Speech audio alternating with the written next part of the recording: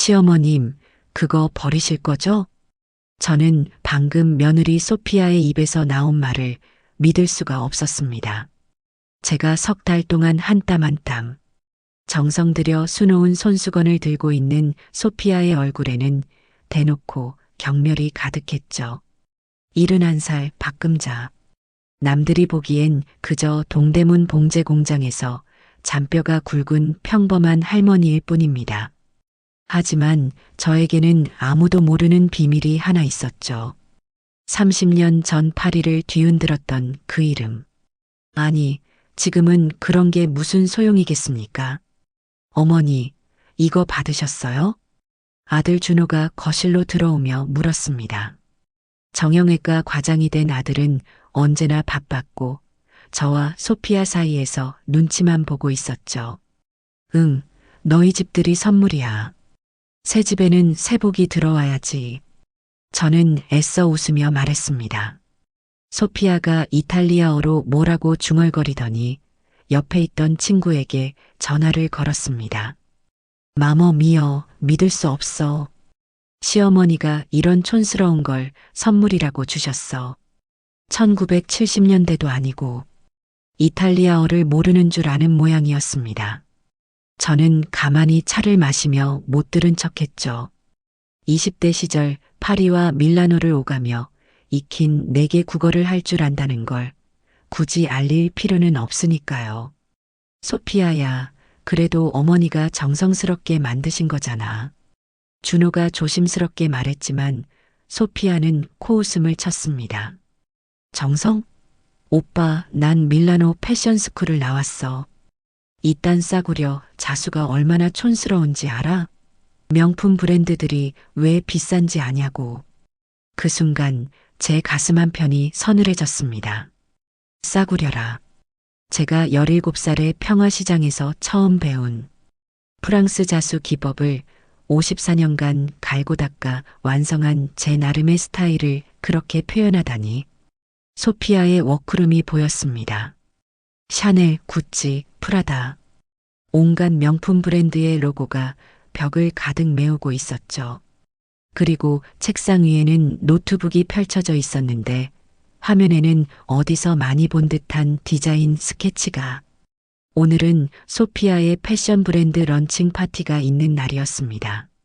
저는 다락방 트렁크 맨 밑에서 꺼낸 검은 드레스를 침대 위에 펼쳐놓고 한참을 바라봤죠. 30년 전 제 손으로 한 땀 한 땀 지어 올린 작품. 마치 세월을 거스르는 마법이라도 부린 듯 드레스는 여전히 완벽했습니다. 금자야, 정말 이걸 입고 갈 거니? 거울 속 제 모습에게 물었습니다. 주름진 얼굴, 굽은 어깨. 하지만 드레스를 입는 순간 뭔가 달라졌죠. 등이 꼿꼿해지고 눈빛이 살아났습니다. 강남의 최고급 호텔 루프탑. 소피아가 파티 장소로 택한 곳이었죠. 어머, 시어머니도 오셨네요? 소피아의 목소리에는 놀라움과 짜증이 섞여 있었습니다.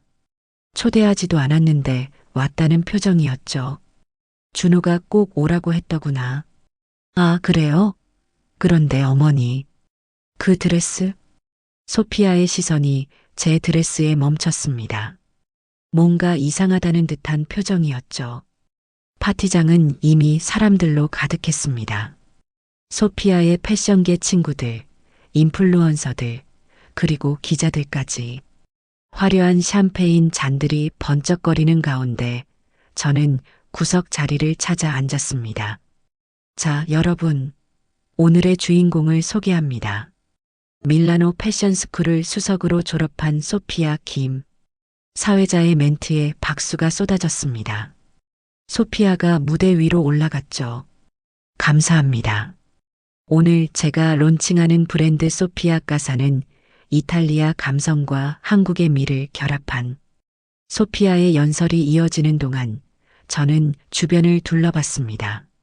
그때 제 눈에 들어온 한 여성. 60대 초반으로 보이는 그녀의 날카로운 눈빛이 제 드레스를 뚫어지게 보고 있었죠. 실례지만 그 드레스. 그녀가 다가와 불쑥 말을 걸었습니다. 억양을 들으니 프랑스 사람이었죠. 네. 혹시 어디서 구입하신 건가요? 그 봉제 기법이 너무 특별해서요. 저는 그저 미소만 지었습니다. 오래전에 만든 거예요. 그때였습니다. 소피아가 이탈리아어로 친구들과 대화하는 소리가 들렸죠. 저기 구석에 앉아 있는 분이 우리 시어머니야. 동대문 봉제 공장 출신이래. 오늘도 무슨 상갓집 가는 것처럼 검은 드레스를 입고 왔네. 친구들의 킥킥거리는 웃음소리. 진짜? 봉제 공장? 그럼 옷 만드는 건 잘하겠네? 옷 만드는 거랑 패션은 달라. 그냥 미싱이나 돌리던 사람이 무슨 패션을 알겠어? 가끔 집에 와서 촌스러운 조언하는 거 참느라 죽을 뻔해. 순간 제 옆에 있던 프랑스 여성의 얼굴이 굳어졌습니다. 그녀도 이탈리아어를 알아듣는 모양이었죠. 정말 무례하네요. 그녀가 속삭였습니다. 괜찮아요. 익숙하거든요. 제가 담담하게 답하자 그녀가 놀란 표정을 지었습니다. 이탈리아어를 아시는군요? 조금요. 그때 소피아가 자신의 첫 컬렉션을 공개했습니다. 대형 스크린에 디자인이 하나씩 뜨기 시작했죠. 첫 번째 디자인을 보는 순간 제 심장이 멎는 것 같았습니다. 1983년 제가 파리에서 그렸던 스케치 그대로였죠. 두 번째, 세 번째, 모두 제 스케치북에 있는 디자인들이었습니다. 어떻게, 제도 모르게 중얼거렸습니다. 작년에 소피아가 집에 왔을 때 다락방에 올라가 뭘 찾는다고 했었죠. 낡은 액자를 찾는다면서. 그때 제 스케치북을 봤던 걸까요? 저 디자인들 어디서 본 것 같은데. 옆에 있던 프랑스 여성이 미간을 찌푸렸습니다. 파티가 무르익어갈 무렵 소피아가 마이크를 잡았습니다. 여러분, 오늘 특별한 분을 소개하고 싶어요. 제 시어머니께서 오셨거든요. 갑작스러운 소개에 스포트라이트가 저를 비췄습니다. 우리 시어머니는 특별한 분이에요. 동대문에서 40년 넘게 옷을 만드셨대요. 그야말로 살아있는 봉제 역사죠. 물론 패션이랑은 거리가 멀지만요. 사람들의 애매한 박수 소리, 동정인지 조롱인지 분간이 안 됐죠. 시어머니, 한 말씀 하시겠어요? 소피아의 도전적인 눈빛, 저를 망신시키려는 속셈이 뻔했습니다. 저는 천천히 일어났습니다. 수십 개의 시선이 저를 향했죠. 안녕하세요. 박금자입니다. 제 목소리는 의외로 담담했습니다. 소피아가 맞아요. 저는 동대문에서 옷을 만들었습니다. 하루 14시간씩 미싱을 돌렸죠. 그런데 말입니다. 저는 잠시 말을 멈추고 소피아를 바라봤습니다. 옷에는 혼이 있어요. 만드는 사람의 정성과 시간이 실 한 올 한 올에 새겨지죠. 그게 진짜 패션이라고 저는 믿습니다. 누군가 헛기침을 했습니다. 분위기가 어색해졌죠. 그때 프랑스 여성이 벌떡 일어났습니다. 잠깐만요. 당신이 정말 박금자 씨입니까? 모든 시선이 그녀에게 쏠렸습니다. 제 이름은 마리 듀부아입니다. 프랑스 보그지 수석 기자죠. 그리고 저는 30년 전부터 한 디자이너를 찾고 있었습니다. 마리가 핸드백에서 낡은 잡지를 꺼냈습니다. 1985년 프랑스 보그지였죠. 여기 이 기사를 보세요. 한국에서 온 유령 디자이너라는 제목이에요. 당시 파리를 발칵 뒤집어 놓았던 미스터리한 디자이너. 그리고 이 드레스, 마리가 잡지 속 사진을 가리켰습니다. 제가 지금 입고 있는 바로 이 검은 드레스였죠. 소피아의 얼굴이 하얗게 질렸습니다. 그럴 리 없어요. 우리 시어머니는 그냥 봉제 공장. 소피아 씨, 당신이 방금 발표한 디자인들 말입니다. 마리의 목소리가 차가워졌습니다. 이 디자인들이 왜 1980년대 파리 아카이브에 있는 것들과 똑같은 거죠? 파티장이 순식간에 조용해졌습니다. 마치 폭풍 전의 고요 같았죠. 저는 여전히 침묵했습니다. 하지만 제 입꼬리에는 알 수 없는 미소가 번지고 있었죠. 시어머니, 설마. 소피아가 떨리는 목소리로 저를 불렀습니다. 소피아야. 제가 드디어 입을 열었습니다. 넌 아직도 모르는구나. 진짜 패션이 뭔지. 그리고 내가 무시했던 이 늙은 여자가 누군지. 마리가 핸드폰을 들어 어딘가로 전화를 걸었습니다. 파리 본사? 나 말이야. 찾았어. 30년 만에. 그 전설의 디자이너를 찾았다고. 소피아가 휘청거렸습니다. 준호가 황급히 아내를 붙잡았죠. 엄마, 정말이에요? 준호의 눈에는 충격과 경외감이 동시에 담겨 있었습니다. 저는 와인잔을 들어 올렸습니다. 붉은 와인이 수정처럼 반짝였죠. 이제부터가 진짜 시작이야, 얘들아. 30년의 침묵이 깨지는 순간이었습니다. 어머니, 패션 같은 건 잘 모르시죠? 동대문에서 옷이나 대충 만들던 거랑은 차원이 다른 세계예요. 소피아가 대놓고 말했습니다. 준호가 당황해서 소피아를 말렸지만 이미 늦었죠. 그러게 시골에서 그냥 계시지 왜 서울까지 올라오셨대요? 우리 집들이 파티에 오시면 창피할 텐데. 어머니, 그 검은색 정장 진짜 언제 산 거예요? 완전 상갓집 스타일이잖아요. 순간 제 눈앞에 30년 전 기억이 스쳐 지나갔습니다. 파리 패션 위크의 화려한 런웨이, 제 이름을 연호하던 수백 명의 관객들, 그리고 이부생 로랑이 제 손을 잡으며 했던 그 말. 박 여사님, 당신의 검은 드레스는 예술입니다. 하지만 저는 그저 차를 한 모금 더 마실 뿐이었습니다. 소피아야, 넌 참 복이 많구나. 밀라노까지 유학 갔다 왔으니. 뭐, 그렇죠. 어머니처럼 공장에서 미싱이나 돌리는 거랑은 다르죠. 그때 소피아의 휴대폰이 울렸습니다. 화면에 뜬 이름을 보니 말이 뒤부하였습니다. 프랑스의 유명 패션 저널리스트. 제가 젊은 시절 알았던 그 마리의 딸이었죠. 네, 마리. 다음 주 런칭 파티 꼭 와야 돼. 내가 준비한 컬렉션 보면 깜짝 놀랄 거야. 저는 소피아의 노트북 화면을 다시 한번 흘끔 쳐다봤습니다. 그 디자인. 분명 제가 1985년에 그렸던 스케치와 똑같았습니다. 다락방 트렁크 속에 잠들어 있는 그 스케치북의 73페이지에 그려진 바로 그 디자인이었죠.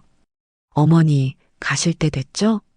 소피아의 차가운 목소리에 저는 천천히 일어났습니다. 그래, 가봐야지. 준호야, 몸 건강하고. 현관문을 나서며 뒤돌아보니 소피아가 제가 준 손수건을 쓰레기통에 던지는 모습이 보였습니다. 집으로 돌아오는 지하철 안에서 저는 오래된 결심을 다시 한번 곱씹었습니다. 30년간 꽁꽁 숨겨둔 비밀을 이제는 꺼내야 할 때가 온 건 아닐까요? 하지만 아직은 아니었습니다. 아직은 때가 아니었죠. 그런데 말입니다, 여러분. 혹시 궁금하지 않으신가요? 동대문 봉제 공장 출신의 이 늙은 여자가 어떻게 이탈리아어를 알아듣고 어떻게 30년 전 파리를 기억하는지, 그리고 왜 제 며느리가 훔쳐 쓴 그 디자인이 제 것인지를요. 안녕하세요. 혹시 이 할머니의 비밀이 궁금하시다면 구독과 좋아요, 그리고 알람 설정 부탁드립니다. 다음 이야기에서는 1969년 평화시장의 그 뜨거웠던 날들로 여러분을 모시고 가려고 합니다. 54년 전 17살의 박금자는 어떻게 파리를 꿈꾸게 되었을까요? 그리고 어떻게 그 꿈을 이루고도 모든 것을 포기해야 했을까요? 믿기 어려우시겠지만 이 모든 게 실황가닥에서 시작되었답니다. 빗소리가 창문을 두드리는 밤이었습니다. 저는 천천히 계단을 올라 다락방 문을 열었죠. 삐걱거리는 소리가 마치 제 관절 소리 같았습니다. 71년을 살아온 이 몸이 기억하는 것들이 너무 많아서일까요? 먼지 쌓인 다락방 구석, 검은 천으로 덮인 가죽 트렁크가 저를 기다리고 있었습니다. 30년 만에 여는 판도라의 상자. 아니, 제 청춘의 무덤이었죠. 금자야, 넌 왜 이걸 버리지 못하니? 제 스스로에게 물으며 트렁크의 자물쇠를 열었습니다. 1-9-6-9. 제 인생이 시작된 그 해의 숫자였죠. 뚜껑이 열리자 곰팡이 냄새와 함께 낡은 스케치북이 보였습니다. 그리고 그 밑에는 집, KPARIS라고 금박으로 새겨진 검은 봉투가. 손이 떨렸습니다. 마치 처음 미싱 앞에 앉았던 그날처럼. 1969년 3월 15일 평화시장 2층 봉제공장. 아, 신참. 손가락 잘려도 우린 책임 안 져. 반장 아줌마의 고함 소리에 17살의 저는 벌벌 떨며 미싱 앞에 앉았습니다. 새벽 6시부터 밤 10시까지 하루 14시간을 이 자리에서 보내야 했죠. 금자야, 무서워하지 마. 처음엔 다 그래. 옆자리 정희 언니가 속삭였습니다. 20살의 정희 언니는 이미 3년차 베테랑이었죠. 처음 한 달은 지옥이었습니다. 손가락은 매일 피투성이가 되었고 허리는 끊어질 것 같았죠. 하지만 신기하게도 2달이 지나자 제 손끝에 눈이 생긴 것 같았습니다. 금자 2년 넌 천재야. 0.1도 안 틀려. 반장 아줌마가 제 작업물을 보며 혀를 찼습니다. 쟤는 바늘이 손가락에서 자라는 것 같다니까. 동료들의 수군거림이 들렸지만 저는 미싱 소리에만 집중했습니다. 드르륵, 드르륵. 그 소리가 제게는 음악이었죠. 베토벤이 들었다는 운명의 소리가 바로 이런 걸까요? 밤 10시 공장 문을 나서면 저의 또 다른 전쟁이 시작되었습니다. 금자야, 또 학교 가는 거야? 미쳤어? 돈 벌러 온 게 아니라 공부하러 온 거야? 동료들의 비웃음에도 저는 묵묵히 야간 고등학교로 향했습니다. 가방 속에는 낮에 주머니 속에 몰래 모아둔 자투리 1000조각들이 가득했죠. 박금자, 또 줘라. 선생님의 호통에도 저는 꿋꿋이 버텼습니다. 그리고 쉬는 시간마다 화장실에서 스케치북을 펼쳤죠. 자투리 천을 만지며 상상했습니다. 이 천으로 어떤 옷을 만들 수 있을까? 그러던 어느 날 운명이 찾아왔습니다. 아, 금자, 너 영어 좀 한다며? 반장 아줌마가 저를 불렀습니다. 조금, 학교에서 배운 정도만. 미군 PX 납품 담당자가 왔는데 통역 좀 해봐. 떨리는 가슴으로 사무실에 들어갔더니 금발의 미군 부인이 서 있었습니다.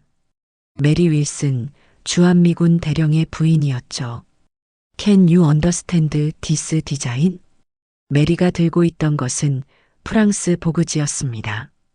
1969년 봄 컬렉션이 실려 있었죠. Yes, I can. This is 크리스천 DIORS New Look Variation. 제 입에서 나온 영어에 메리의 눈이 반짝였습니다. You know fashion? 그날부터 저는 메리의 개인 재봉사가 되었습니다.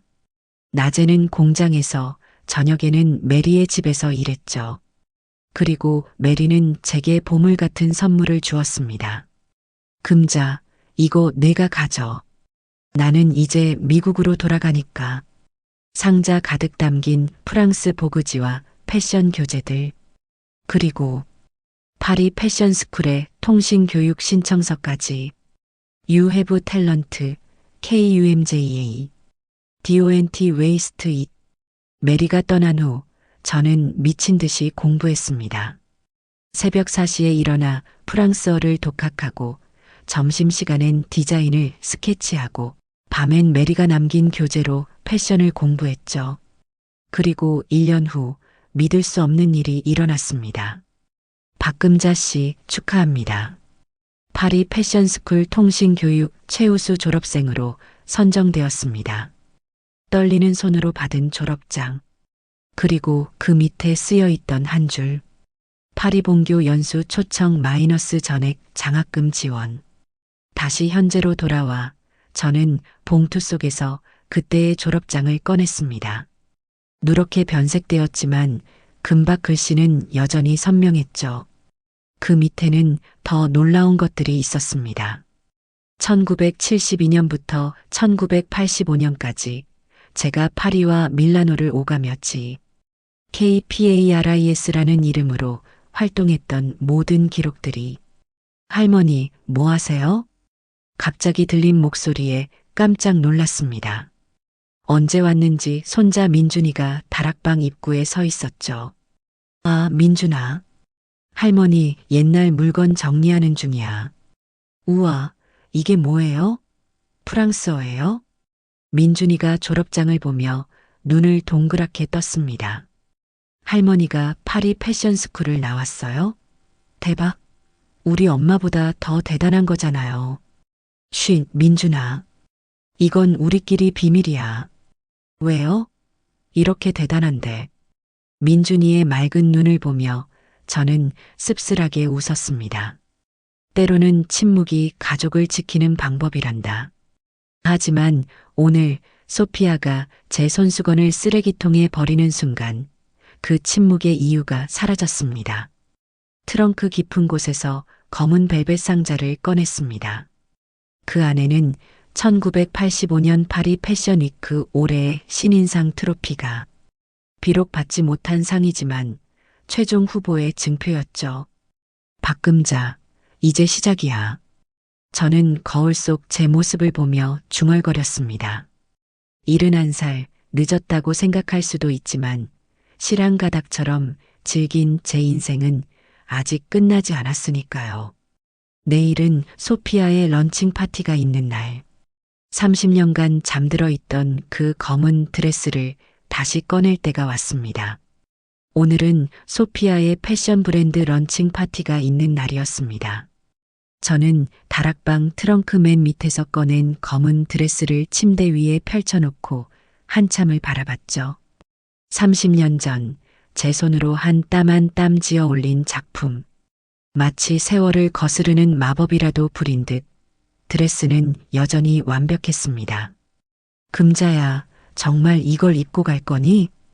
거울 속 제 모습에게 물었습니다. 주름진 얼굴, 굽은 어깨. 하지만 드레스를 입는 순간 뭔가 달라졌죠. 등이 꼿꼿해지고 눈빛이 살아났습니다. 강남의 최고급 호텔 루프탑. 소피아가 파티 장소로 택한 곳이었죠. 어머, 시어머니도 오셨네요? 소피아의 목소리에는 놀라움과 짜증이 섞여 있었습니다. 초대하지도 않았는데 왔다는 표정이었죠. 준호가 꼭 오라고 했더구나. 아, 그래요? 그런데 어머니, 그 드레스? 소피아의 시선이 제 드레스에 멈췄습니다. 뭔가 이상하다는 듯한 표정이었죠. 파티장은 이미 사람들로 가득했습니다. 소피아의 패션계 친구들, 인플루언서들, 그리고 기자들까지. 화려한 샴페인 잔들이 번쩍거리는 가운데 저는 구석 자리를 찾아 앉았습니다. 자, 여러분. 오늘의 주인공을 소개합니다. 밀라노 패션스쿨을 수석으로 졸업한 소피아 김. 사회자의 멘트에 박수가 쏟아졌습니다. 소피아가 무대 위로 올라갔죠. 감사합니다. 오늘 제가 론칭하는 브랜드 소피아 까사는 이탈리아 감성과 한국의 미를 결합한. 소피아의 연설이 이어지는 동안 저는 주변을 둘러봤습니다. 그때 제 눈에 들어온 한 여성. 60대 초반으로 보이는 그녀의 날카로운 눈빛이 제 드레스를 뚫어지게 보고 있었죠. 실례지만 그 드레스. 그녀가 다가와 불쑥 말을 걸었습니다. 억양을 들으니 프랑스 사람이었죠. 네. 혹시 어디서 구입하신 건가요? 그 봉제 기법이 너무 특별해서요. 저는 그저 미소만 지었습니다. 오래전에 만든 거예요. 그때였습니다. 소피아가 이탈리아어로 친구들과 대화하는 소리가 들렸죠. 저기 구석에 앉아 있는 분이 우리 시어머니야. 동대문 봉제 공장 출신이래. 오늘도 무슨 상갓집 가는 것처럼 검은 드레스를 입고 왔네. 친구들의 킥킥거리는 웃음소리. 진짜? 봉제 공장? 그럼 옷 만드는 건 잘하겠네? 옷 만드는 거랑 패션은 달라. 그냥 미싱이나 돌리던 사람이 무슨 패션을 알겠어? 가끔 집에 와서 촌스러운 조언하는 거 참느라 죽을 뻔해. 순간 제 옆에 있던 프랑스 여성의 얼굴이 굳어졌습니다.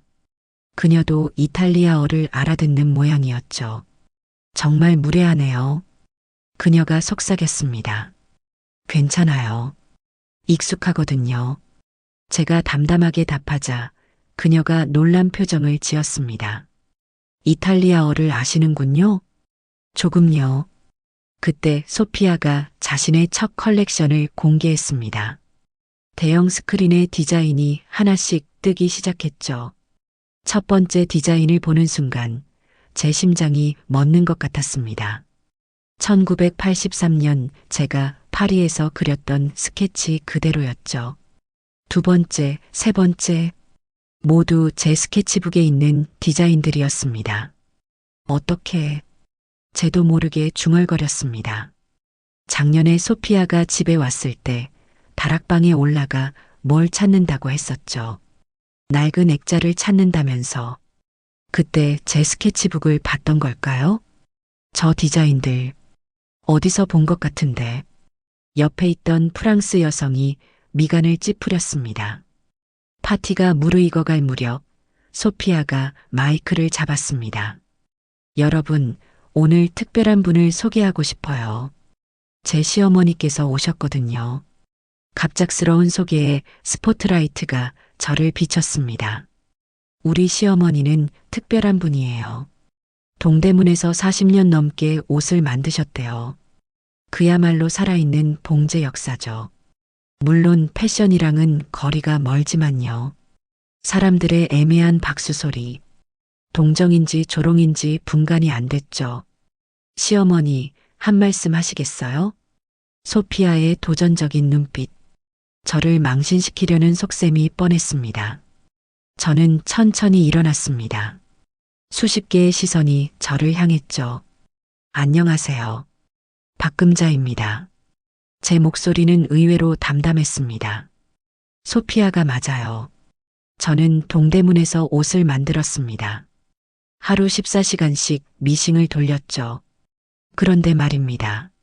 저는 잠시 말을 멈추고 소피아를 바라봤습니다. 옷에는 혼이 있어요. 만드는 사람의 정성과 시간이 실 한 올 한 올에 새겨지죠. 그게 진짜 패션이라고 저는 믿습니다. 누군가 헛기침을 했습니다. 분위기가 어색해졌죠. 그때 프랑스 여성이 벌떡 일어났습니다. 잠깐만요. 당신이 정말 박금자 씨입니까? 모든 시선이 그녀에게 쏠렸습니다. 제 이름은 마리 듀부아입니다. 프랑스 보그지 수석 기자죠. 그리고 저는 30년 전부터 한 디자이너를 찾고 있었습니다. 마리가 핸드백에서 낡은 잡지를 꺼냈습니다. 1985년 프랑스 보그지였죠. 여기 이 기사를 보세요. 한국에서 온 유령 디자이너라는 제목이에요. 당시 파리를 발칵 뒤집어 놓았던 미스터리한 디자이너. 그리고 이 드레스, 마리가 잡지 속 사진을 가리켰습니다. 제가 지금 입고 있는 바로 이 검은 드레스였죠. 소피아의 얼굴이 하얗게 질렸습니다. 그럴 리 없어요. 우리 시어머니는 그냥 봉제 공장. 소피아 씨, 당신이 방금 발표한 디자인들 말입니다. 마리의 목소리가 차가워졌습니다. 이 디자인들이 왜 1980년대 파리 아카이브에 있는 것들과 똑같은 거죠? 파티장이 순식간에 조용해졌습니다. 마치 폭풍 전의 고요 같았죠. 저는 여전히 침묵했습니다. 하지만 제 입꼬리에는 알 수 없는 미소가 번지고 있었죠. 시어머니, 설마. 소피아가 떨리는 목소리로 저를 불렀습니다. 소피아야. 제가 드디어 입을 열었습니다. 넌 아직도 모르는구나. 진짜 패션이 뭔지. 그리고 내가 무시했던 이 늙은 여자가 누군지. 마리가 핸드폰을 들어 어딘가로 전화를 걸었습니다. 파리 본사? 나 말이야. 찾았어. 30년 만에. 그 전설의 디자이너를 찾았다고. 소피아가 휘청거렸습니다. 준호가 황급히 아내를 붙잡았죠. 엄마, 정말이에요? 준호의 눈에는 충격과 경외감이 동시에 담겨 있었습니다. 저는 와인잔을 들어 올렸습니다. 붉은 와인이 수정처럼 반짝였죠. 이제부터가 진짜 시작이야, 얘들아. 30년의 침묵이 깨지는 순간이었습니다. 파티장의 소란이 채 가시기도 전에 저는 조용히 자리를 떠났습니다. 뒤에서 준호가 저를 부르는 소리가 들렸지만 저는 뒤돌아보지 않았죠. 30년을 기다린 순간치고는 너무 싱겁게 끝난 것 같지만 이건 시작에 불과했으니까요. 집으로 돌아온 저는 다시 다락방으로 올라갔습니다. 이번엔 더 깊은 곳에 숨겨둔 또 다른 상자를 꺼내기 위해서였죠. 1985년 6월 15일. 낡은 일기장을 펼쳤습니다. 그날의 기억이 어제 일처럼 선명했죠. 파리 그랑팔레. 패션위크 마지막 날, 저는 무대 뒤에서 심장이 터질 것 같은 긴장감에 떨고 있었습니다. 33살의 박금자는 이미 파리에서 유령 디자이너로 불리고 있었죠. 얼굴을 공개하지 않고 오직 작품만으로 승부했으니까요. 마담, 5분 후 시작입니다. 스태프의 프랑스어가 귓가를 스쳤습니다. 그때 전화벨이 울렸죠. 한국에서 걸려온 국제 전화였습니다. 여보, 큰일 났어. 아버지가 쓰러지셨어. 남편 목소리에 담긴 공포. 시아버지가 뇌출혈로 쓰러지셨다는 소식이었죠. 지금 당장 와야 해. 의식이 없으셔. 어머니도 쇼크로 쓰러지셨고, 런웨이까지 3분. 제 인생 최고의 순간까지 단 3분이 남은 시점에서 저는 선택해야 했습니다. 마담, 시작합니다. 죄송해요. 저 지금 가야 해요. 프랑스 스태프들의 경악한 표정. 하지만 저는 이미 극장을 빠져나가고 있었죠. 공항으로 가는 택시 안에서 저는 눈물을 삼켰습니다. 올해의 신인 디자이너상은 물 건너갔지만 가족이 먼저였으니까요. 한국으로 돌아온 후의 5년은 지옥이었습니다. 시아버지는 반신불수가 되셨고 시어머니는 충격으로 치매가 왔죠. 남편은 사업 실패로 빚더미에 앉았고 저는 다시 재봉틀 앞으로 돌아가야 했습니다. 금자야, 파리에서 하던 그 일은? 남편이 조심스럽게 물었지만 저는 고개를 저었습니다. 다 잊었어요. 이제 그런 건 사치예요. 하지만 밤마다 저는 꿈을 꿨죠. 파리의 런웨이, 박수 소리, 그리고 제 이름을 부르는 관객들. 다시 현재로 돌아와 저는 상자 속에서 봉투 하나를 꺼냈습니다. 이브생 로랑이라고 적힌 봉투. 그 안에는 손편지가 있었죠. 친애하는 박양, 당신의 부재는 파리 패션계의 큰 손실입니다. 언젠가 다시 돌아오길. 편지를 읽고 있는데 초인종이 울렸습니다. 새벽 2시에 누가 온 걸까요? 문을 열자 소피아가 서 있었습니다. 퉁퉁 부은 눈, 번진 화장. 완전히 무너진 모습이었죠. 시어머니, 들어와. 거실에 마주 앉은 우리 사이에는 무거운 침묵이 흘렀습니다. 왜 말씀 안 하셨어요? 소피아의 목소리는 갈라져 있었습니다. 왜요? 어차피 안 믿었을 텐데. 그래도, 소피아야, 넌 밀라노에서 뭘 배운 거니? 제 질문에 소피아가 움찔했습니다. 패션의 역사? 트렌드? 마케팅? 그런 건 다 배웠겠지. 하지만 정작 중요한 건 놓쳤구나. 뭐요? 옷에 담긴 사람의 이야기를 읽는 법. 저는 천천히 일어나 부엌으로 갔습니다. 차를 2잔 타서 돌아왔죠. 내 스케치북을 훔쳐본 거지. 소피아의 얼굴이 새빨개졌습니다.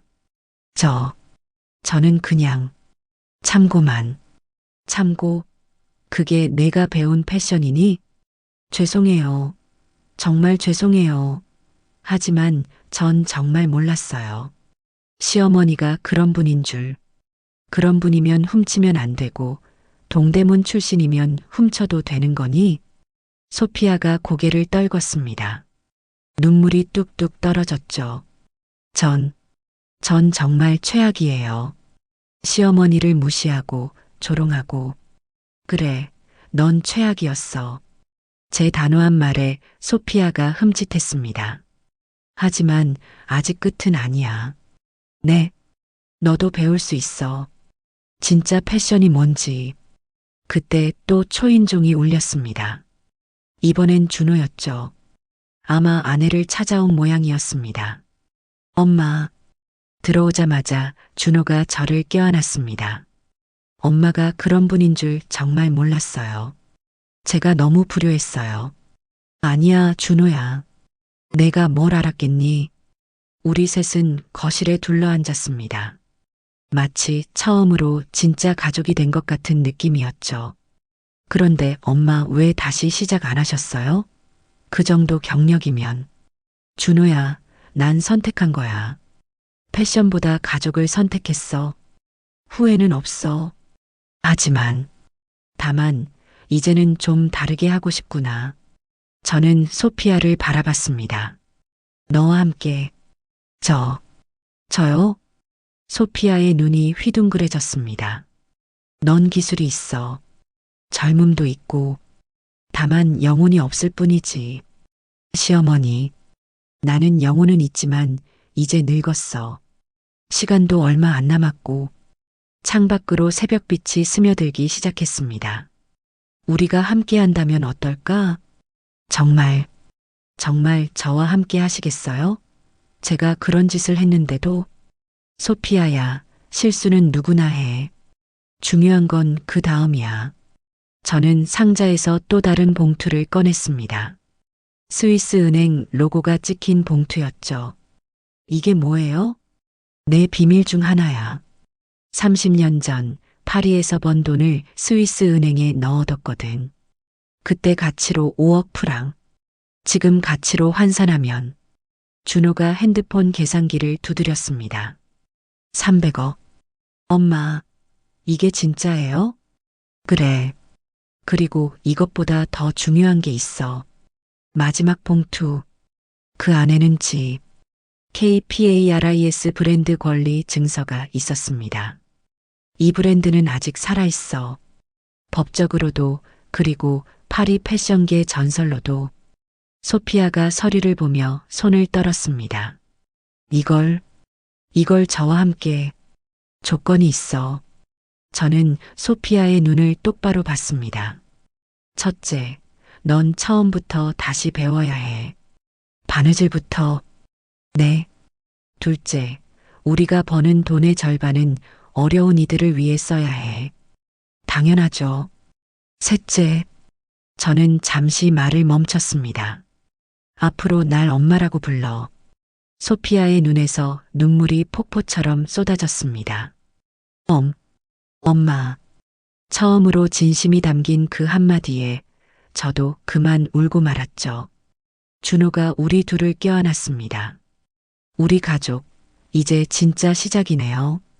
창밖으로 아침 해가 떠오르고 있었습니다. 30년의 어둠을 뚫고 나온 새로운 시작. 하지만 이게 끝이 아니었습니다. 진짜 폭풍은 이제부터였으니까요. 마리 뒤부아가 쓴 기사가 오늘 아침 전 세계로 타전될 예정이었고, 그것은 우리 인생을 완전히 바꿔놓을 터였습니다. 참, 소피아야. 네, 엄마. 내가 훔쳐 쓴 그 디자인들 말이야. 소피아가 얼굴을 붉혔습니다.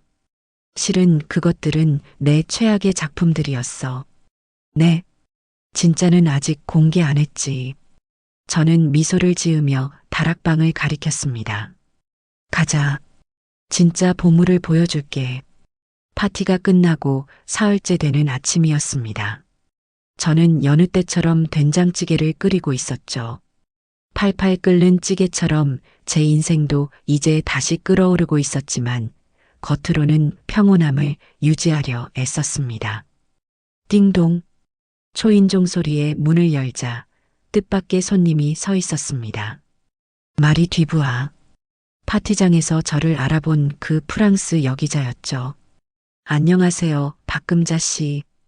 혹시 시간 좀 내주실 수 있을까요? 들어오세요. 차라도 한잔 하시죠. 마리를 거실로 안내하며 저는 묘한 긴장감을 느꼈습니다. 30년 만에 제 정체를 알아본 사람. 운명의 장난 같았죠. 사실 어제 소피아 씨 집에 먼저 갔었어요. 마리가 조심스럽게 말을 꺼냈습니다. 그랬군요. 소피아 씨가 많이 놀란 것 같더군요. 저는 쓴웃음을 지었습니다. 놀랐다기보다는 충격을 받았겠죠.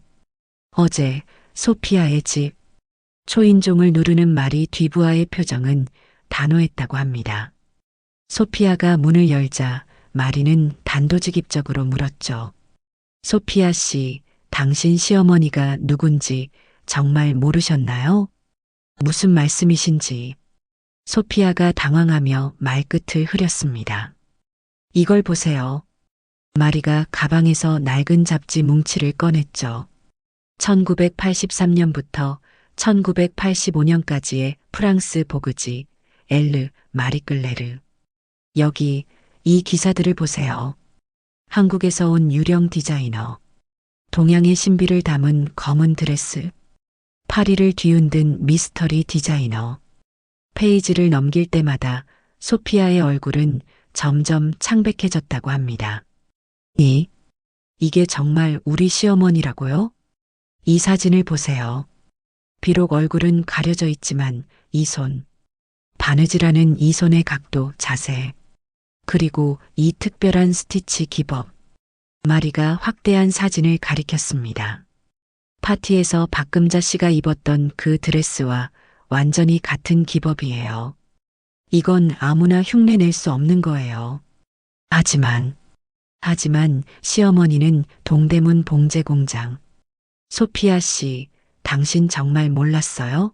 아니면 모른 척 했던 거예요? 마리의 날카로운 질문에 소피아는 대답하지 못했다고 합니다.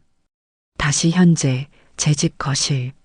소피아 씨가 제 명함을 받고는 아무 말도 못하더군요. 마리가 차를 한 모금 마시며 말했습니다. 그럴 만하죠. 저도 그 아이 입장이었다면 충격받았을 거예요. 박금자 씨는 정말 대단하세요. 그런 경력을 숨기고 30년을 숨긴 게 아니에요. 묻어둔 거죠. 저는 창밖을 바라봤습니다. 가을 햇살이 따스했죠. 마리 씨, 당신 어머니를 아시나요? 마리 뒤부아 시니어 말이에요. 어머니를 아세요? 마리가 깜짝 놀랐습니다. 1984년 겨울 파리 오페라 극장 앞에서 만났죠. 당신 어머니는 신인 기자였고 저는 얼굴을 숨긴 동양인 디자이너였어요. 서랍에서 사진 한 장을 꺼냈습니다. 젊은 시절의 마리 시니어와 제가 함께 찍은 사진이었죠. 비록 제 얼굴은 스카프로 가려져 있었지만 세상에, 이게 정말 어머니예요. 당신 어머니는 제게 말했죠.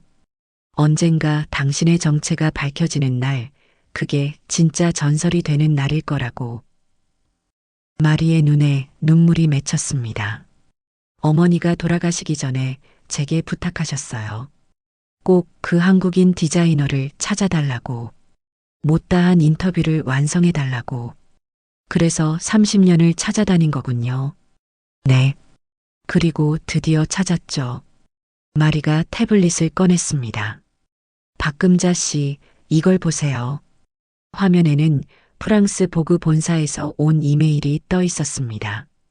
친애하는 마리, 당신이 찾은 그 디자이너가 정말지 KPARIS라면 우리는 특별 다큐멘터리를 제작하고 싶습니다. 또한 파리 패션 위크에서 특별 회고전을. 저는 고개를 저었습니다. 관심 없어요. 네. 하지만 이건 엄청난 기회. 그때 또 초인종이 울렸습니다.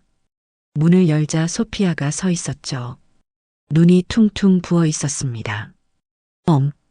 아니, 시어머니. 마침 잘 왔구나. 마리 씨도 계시니까. 세 사람이 거실에 앉자 무거운 침묵이 흘렀습니다.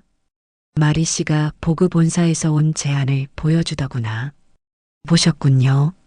소피아가 놀란 표정으로 우리를 번갈아 봤습니다. 무슨 제안이요? 마리가 태블릿을 소피아에게 보여줬습니다. 읽어 내려가던 소피아의 눈이 점점 커졌죠. 이건 대박이잖아요. 엄마, 아니 시어머니. 이건 무조건 하셔야 해요. 왜라니요? 이건 모든 디자이너의 꿈이에요.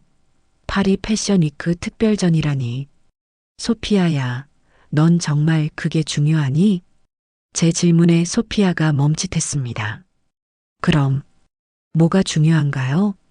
우리가 뭘 만들고 싶은지, 왜 만들고 싶은지가 먼저 아닐까? 저는 마리를 바라봤습니다.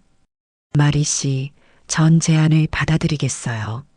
하지만 조건이 있어요. 뭐든지 말씀하세요. 이건 저 혼자의 전시가 아니에요. 제 며느리 소피아와 함께하는 2인전이어야 해요. 엄마. 소피아가 깜짝 놀라 저를 봤습니다. 그리고 수익의 전액은 한국과 프랑스의 젊은 디자이너들을 위한 장학금으로 써주세요. 마리가 감동한 표정으로 고개를 끄덕였습니다. 당연하죠. 본사도 분명 동의할 거예요. 마지막으로 저는 잠시 숨을 고르고 말했습니다. 전시 제목은 실한가닥의 품격으로 해주세요. 왜 그 제목인가요? 소피아가 물었습니다. 왜냐하면 소피아야, 우리 모두는 실한가닥처럼 약하지만 그 실들이 모여 옷이 되고 그 옷이 사람을 품기 때문이야. 마리가 노트에 무언가를 적으며 말했습니다. 박금자 씨, 하나만 묻고 싶어요. 왜 30년이나 숨어 계셨나요? 저는 미소를 지었습니다. 숨은 게 아니라 기다린 거예요. 이 순간을, 제 며느리와 함께 설 수 있는 이 순간을요. 소피아가 제 손을 잡았습니다. 따뜻한 온기가 전해졌죠. 엄마, 저 정말 죄송해요. 그리고 감사해요. 소피아야, 이제부터가 진짜 시작이야. 준비됐니? 네. 마리가 카메라를 꺼내며 말했습니다. 두 분, 사진 한 장 찍어도 될까요? 역사적인 순간이니까요. 30년 만에 처음으로 저는 얼굴을 숨기지 않고 카메라를 바라봤습니다. 소피아와 나란히 서서 우리는 미소 지었죠. 찰칵. 그 순간 저는 깨달았습니다. 진짜 전설은 혼자 만드는 게 아니라 함께 만들어가는 거라는 걸요. 소피아야, 준호야, 이제 보여줄 때가 된 것 같구나. 저는 다락방 열쇠를 손에 쥐고 계단을 올랐습니다. 뒤따라오는 소피아와 준호의 숨소리가 긴장되게 들렸죠. 마리도 카메라를 들고 따라왔습니다. 엄마, 여기 올라온 지가 언제적이야? 준호가 먼지 쌓인 계단을 보며 물었습니다. 글쎄, 한 30년 됐나? 철커덕. 자물쇠가 열리는 소리가 마치 시간의 빗장이 열리는 것 같았습니다. 문이 열리자 소피아가 숨을 멈췄습니다. 이게 다 뭐예요? 다락방은 마치 박물관 같았습니다. 벽면 가득 액자에 넣어진 디자인 스케치들, 천장까지 쌓인 서류 상자들, 그리고 중앙에는 먼지 하나 없이 깨끗하게 보관된 검은 가죽 트렁크 10개가 나란히 놓여 있었죠. 이게 내 진짜 인생이야. 저는 첫 번째 트렁크를 열었습니다. 1972년부터 1975년. 파리 유학 시절. 빛바랜 스케치북이 가득했습니다. 한 장 한 장 넘길 때마다 소피아의 눈이 점점 커졌죠. 이건 디올의 1990년대 컬렉션이랑 똑같은데? 반대야. 디올이 내 걸 참고한 거지. 두 번째 트렁크. 1976년부터 1980년. 밀라노와 파리를 오가던 시절. 그 안에는 놀라운 것들이 있었습니다. 이브생 로랑의 친필 편지, 피에르 가르댕의 명함, 그리고 어머나, 이거 칼 라거펠트 서명이에요? 마리가 흥분하며 사진을 찍었습니다. 그는 날 동양의 검은 진주라고 불렀지. 세 번째 트렁크를 열자 준호가 놀라 소리를 질렀습니다. 엄마, 이거 특허증이야? 그래. 1980년부터 1985년까지 등록한 디자인 특허 200건. 소피아가 서류를 하나씩 넘기며 읽었습니다. 대한민국 특허청, 프랑스 특허청, 이탈리아, 미국, 일본, 각 나라마다 등록해뒀지. 혹시 모르니까. 네 번째 트렁크에는 충격적인 것이 들어 있었습니다. 이건 뭐예요? 소피아가 들어 올린 것은 해외 유명 패션 서적이었습니다. 20세기 패션의 혁명이라는 제목의 책이었죠. 73페이지를 펴봐. 소피아가 페이지를 펴자 거기엔 제 디자인이 실려 있었습니다. 집 KPARIS- 미스터리 디자이너의 작품이라는 설명과 함께 이게 제가 작년에 도서관에서 빌려서 참고한. 소피아의 얼굴이 새빨개졌습니다. 그래, 내가 베낀 디자인들이 다 여기 있구나. 엄마, 정말 죄송해요. 소피아야, 난 내가 베낀 게 화가 난 게 아니야. 제가 소피아의 어깨에 손을 올렸습니다. 내가 출처도 모르고 베꼈다는 게 안타까운 거지. 다섯 번째 트렁크를 열었습니다. 이건 좀 특별한 거야. 안에는 은행 서류들이 가득했습니다. 스위스 은행, 프랑스 은행, 그리고 어머니, 이거 숫자가. 준호가 계산기를 두드리다 말을 잃었습니다. 현재 환율로 300억이 넘어요. 정확히는 327억이야. 작년에 확인했거든. 마리가 카메라를 내려놓고 물었습니다. 박금자 씨, 이런 재산이 있으면서 왜 그렇게 소박하게 사셨어요? 돈이 뭐가 중요해요? 전 가족이 건강한 게 최고죠. 여섯 번째 트렁크에는 더 놀라운 게 있었습니다. 이건 파리 패션 위크 초청장이에요. 1985년. 그래, 그리고 이것 봐. 금박으로 인쇄된 카드. 올해의 신인 디자이너상 최종 후보 -G. KPARIS. 엄마가 최종 후보였어요? 3명 중 1명이었어. 하지만 시아버지가 쓰러지셔서. 소피아가 제 말을 이었습니다. 그때 포기한 거구나. 일곱 번째 트렁크를 열자 사진들이 쏟아졌습니다. 이건 누구예요? 젊은 여성과 찍은 사진을 보며 소피아가 물었습니다. 그레이스 켈리야. 모나코 왕비. 뭐라고요? 그녀가 내 드레스를 입고 싶어 했거든. 여기 이 사진 봐. 그레이스 켈리가 제 검은 드레스를 입고 있는 사진이었습니다. 믿을 수가 없어. 여덟 번째 트렁크. 이건 뭐예요? 영화 포스터? 아, 이건 1984년 칸 영화제. 내 옷을 입은 배우가 레드카펫을 걸었지. 카트린 드네브네요. 마리가 흥분하며 말했습니다. 아홉 번째 트렁크에는 편지들이 가득했습니다. 이건 전부 내 옷을 입었던 사람들이 보낸 감사 편지야.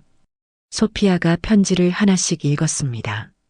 프랑스 대통령 부인, 이탈리아 총리 부인, 일본 황실, 다들 지 KPARIS를 사랑했지.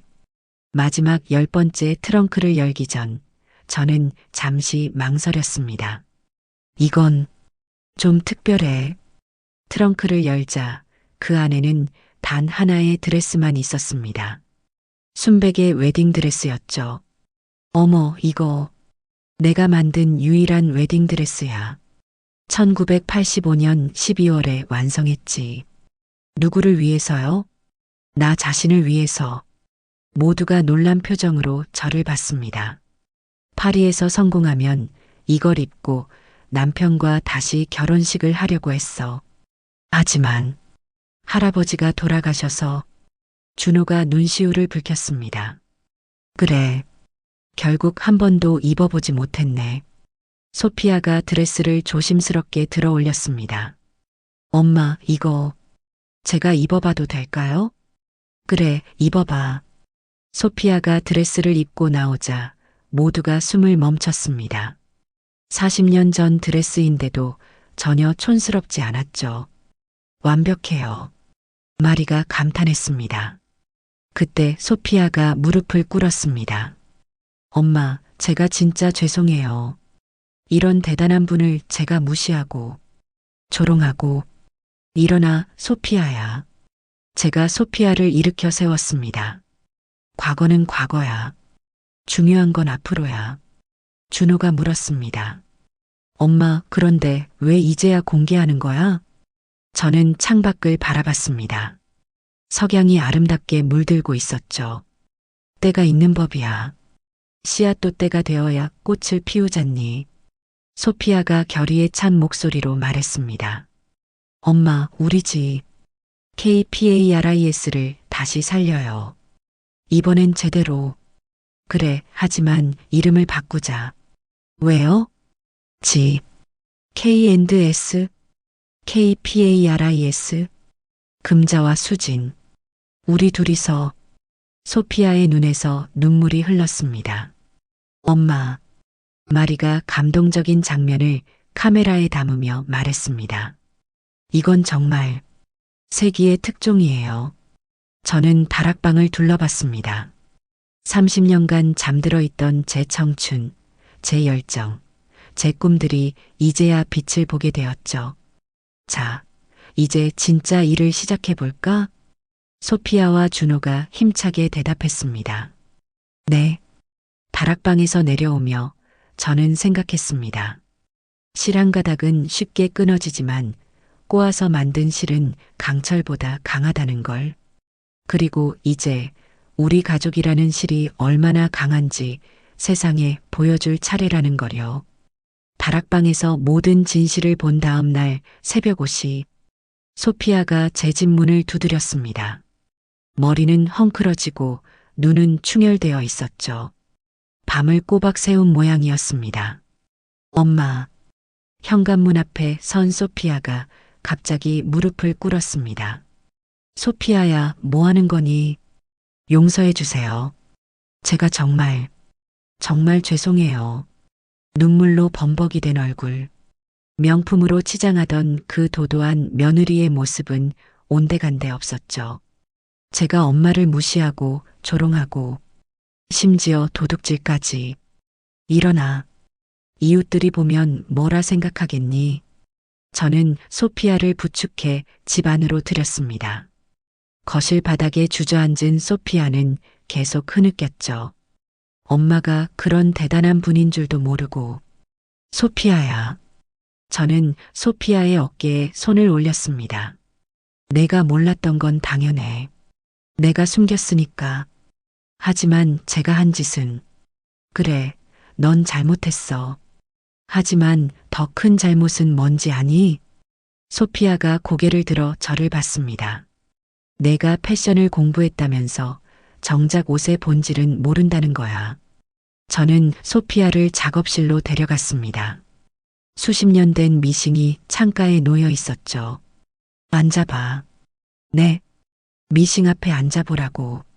소피아가 조심스럽게 미싱 앞에 앉았습니다. 이게 엄마가 쓰던 미싱이에요? 1969년부터 함께한 친구야. 이 미신과 나는 수백만 벌의 옷을 만들었지. 저는 천조각을 하나 꺼냈습니다. 평범한 검은색 면직물이었죠. 이걸로 뭘 만들 수 있을까? 글쎄요. 스카프? 손수건? 아니야. 이건 뭐든 될 수 있어. 내가 어떤 마음을 담느냐에 따라서. 저는 바늘과 실을 소피아에게 건넸습니다. 엄마, 이걸로 뭘? 옷을 한 벌 만들어. 손바느질로. 손바느질로요? 미싱이 있는데? 패션은 런웨이에서 시작하는 게 아니야. 이 바늘 한 땀에서 시작하는 거지.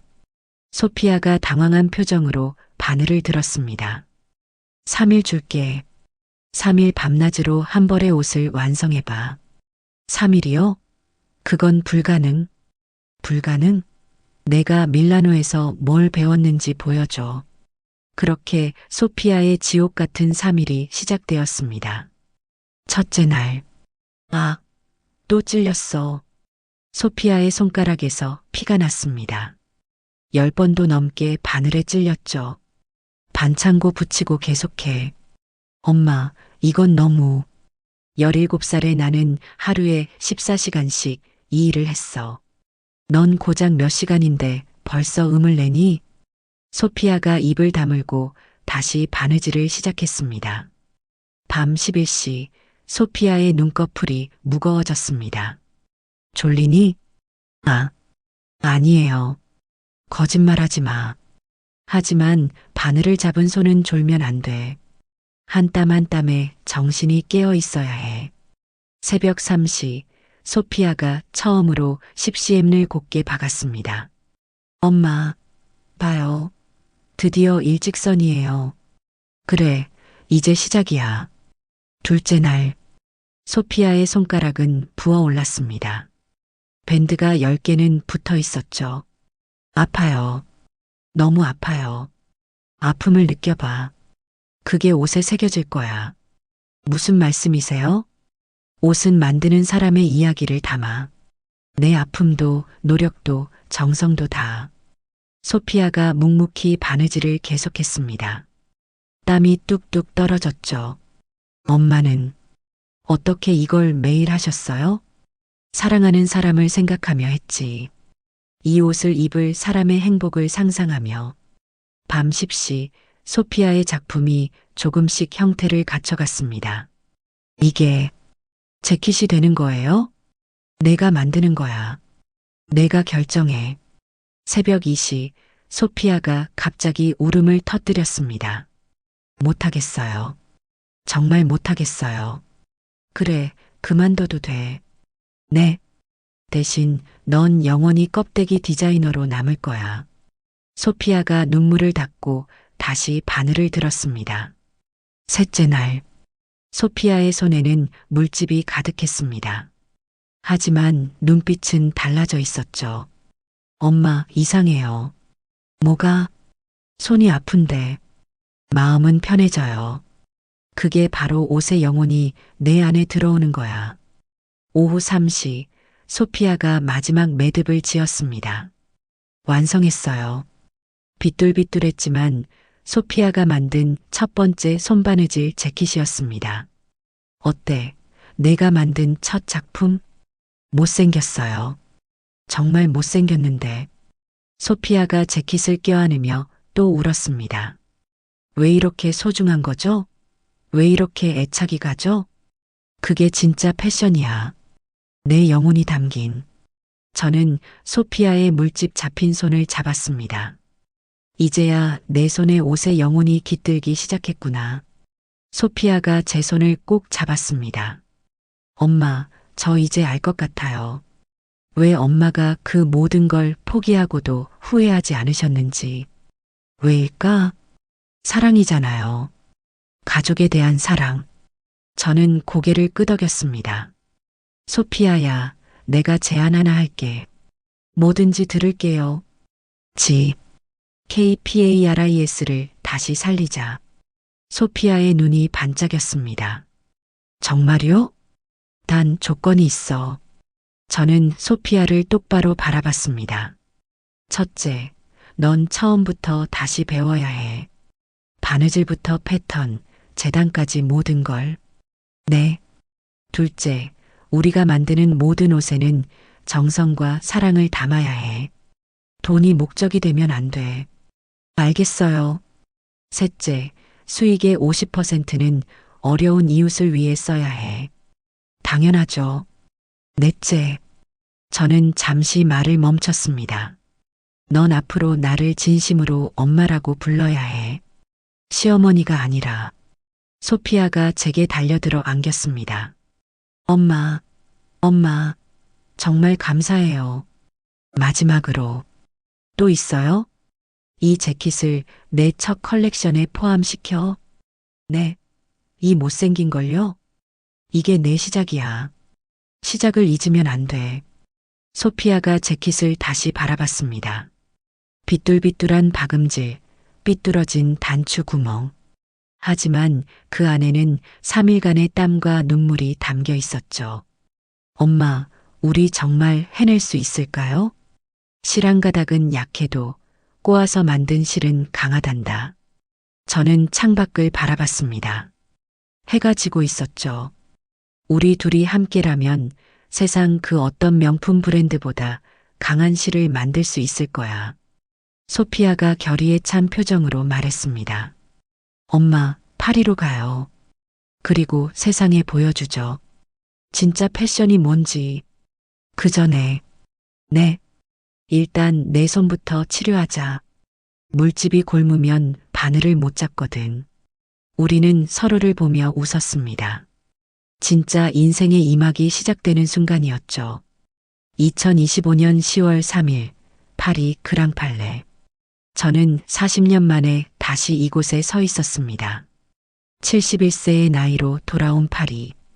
가슴이 뜨겁게 뛰었죠. 엄마, 괜찮으세요? 백스테이지에서 소피아가 제 손을 꼭 잡았습니다. 괜찮아. 오히려 설레는구나. 6개월의 준비 기간은 정말 전쟁 같았습니다. 소피아는 새벽 4시에 일어나 바느질을 배웠고 저는 30년 만에 다시 디자인을 시작했죠. 5분 전입니다. 스태프의 외침에 모델들이 줄을 섰습니다. 첫 번째 모델이 입은 것은 바로 소피아가 3일 밤낮으로 만든 그 비뚤비뚤한 재킷이었죠. 우리가 일부러 그대로 둔 겁니다. 시작합니다. 조명이 꺼지고 음악이 흘러나왔습니다. 1969년 평화시장의 미싱 소리를 현대적으로 편곡한 음악이었죠. 첫 모델이 런웨이에 나서는 순간 관객석이 술렁였습니다. 저게 뭐야? 박음질이 왜 저래? 하지만 두 번째, 세 번째 모델이 나오면서 분위기가 달라졌습니다. 비뚤비뚤함에서 점점 정교해지는 작품들. 그것은 한 디자이너의 성장 과정을 보여주는 것이었죠. 오 마이 갓. 누군가의 감탄사가 들렸습니다. 중반부에는 제가 1980년대에 디자인했던 작품들을 소피아가 현대적으로 재해석한 것들이 나왔습니다. 과거와 현재의 만남이었죠. KPARIS가 이렇게 진화하다니. 마리 뒤부아가 앞줄에서 열심히 사진을 찍고 있었습니다. 그리고 마지막 순서. 조명이 모두 꺼지고 한 줄기 빛만 런웨이를 비췄습니다. 모델이 들고 나온 것은 손수건이었습니다. 제가 54년 전 17살에 처음 만들었던 바로 그 디자인의 손수건이었죠. 이것은 내레이션이 흘러나왔습니다. 제 목소리였죠. 1971년 한 소녀가 만든 첫 번째 작품입니다. 그 손수건은 버려졌지만 그 정성은 남았습니다. 두 번째 모델이 스카프를 두르고 나왔습니다. 손수건과 같은 문양이었지만 현대적으로 재해석되었죠. 2025년 그 소녀는 할머니가 되었고 그 정성은 며느리에게 전해졌습니다. 세 번째, 네 번째, 10명의 모델이 모두 같은 문양의 스카프를 다양하게 연출하며 나왔습니다. 마지막으로 소피아와 제가 함께 런웨이에 섰습니다. 저는 54년 전 그 손수건을, 소피아는 그것을 재해석한 스카프를 들고 있었죠. 한 땀 한 땀에는 시간이 새겨지고 그 시간이 모여 역사가 됩니다. 제가 마이크를 잡고 말했습니다. 패션은 트렌드가 아닙니다. 패션은 이야기입니다. 만드는 사람의 이야기, 입는 사람의 이야기가 만나는 곳이죠. 관객석이 조용했습니다. 모두가 숨을 죽이고 있었죠. 저는 30년 전 이 자리를 떠났습니다. 가족을 위해서였죠. 후회는 없습니다.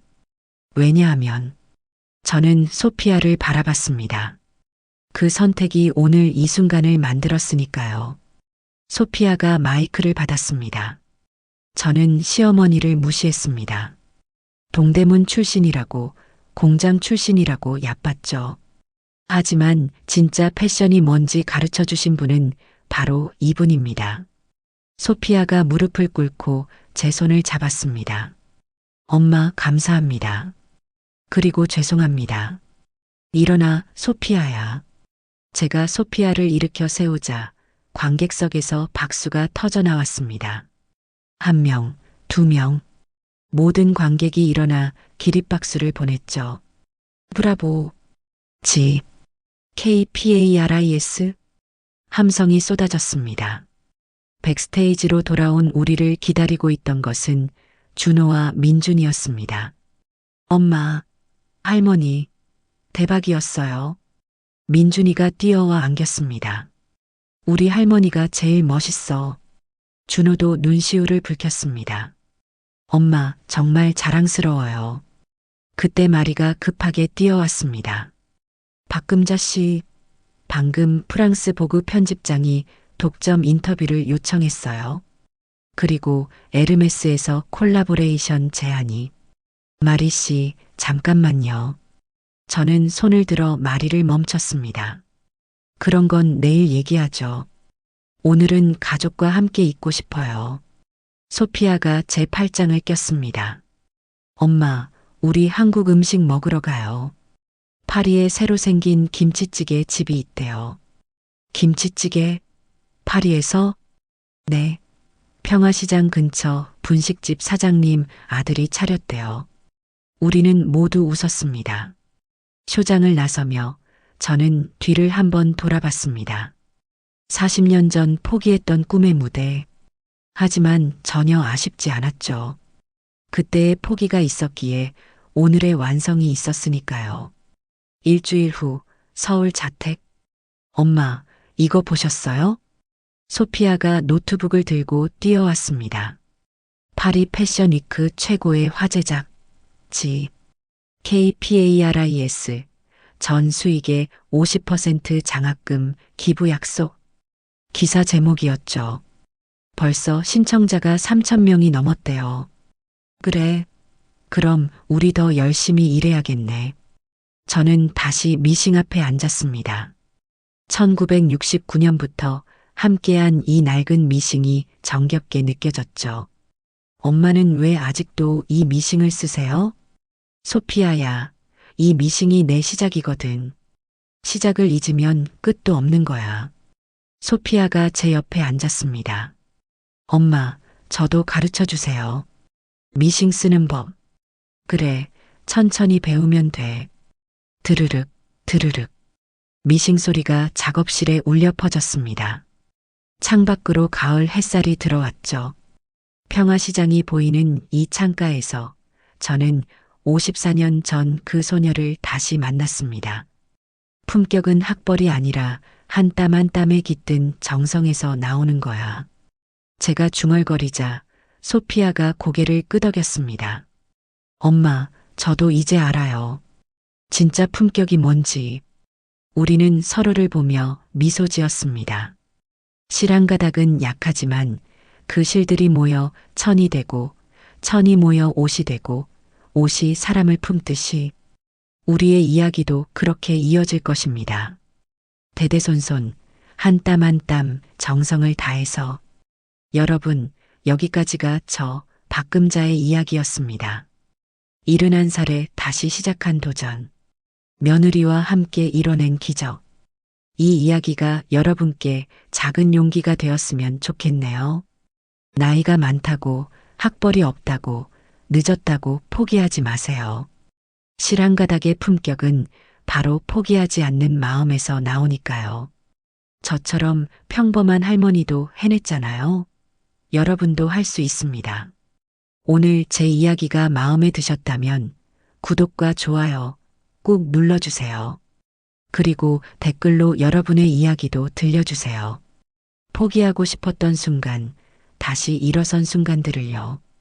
우리 모두의 실한가닥이 모여 더 따뜻한 세상을 만들 수 있기를 바라며 다음에 또 다른 이야기로 찾아뵙겠습니다. 감사합니다.